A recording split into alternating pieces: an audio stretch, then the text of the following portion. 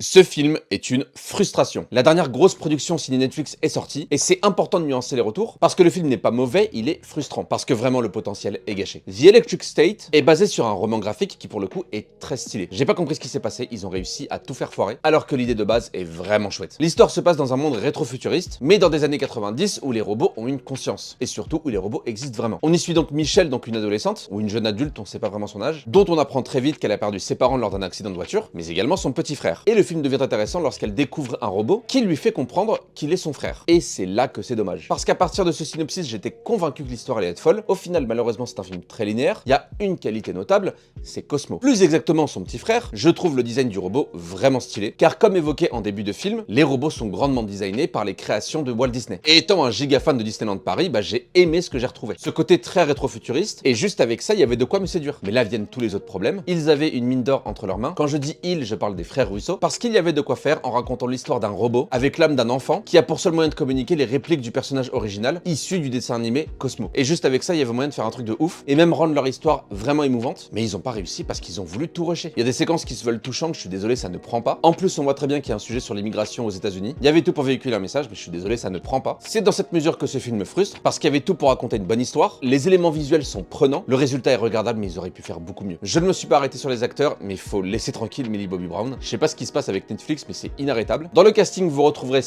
Chris Pratt, excusez-moi, parce que c'est le même personnage, littéralement. On a Giancarlo Esposito, je trouve que son personnage est un petit peu mal écrit. Encore une fois, il y avait moyen de faire un truc hyper intéressant étant donné son talent, mais ça ne prend pas. Ce qui m'a gêné, c'est que globalement, le registre est assez comique, mais sur la cinquantaine de vannes que j'ai entendues, il y en a vraiment que 3 voire 4 qui sont bonnes. Sinon, je trouve que les dialogues sont pas terribles. Vous pouvez quand même le voir parce qu'encore une fois, c'est tout à fait regardable. C'est disponible sur Netflix, j'attends vos retours et on se dit à demain pour une nouvelle vidéo.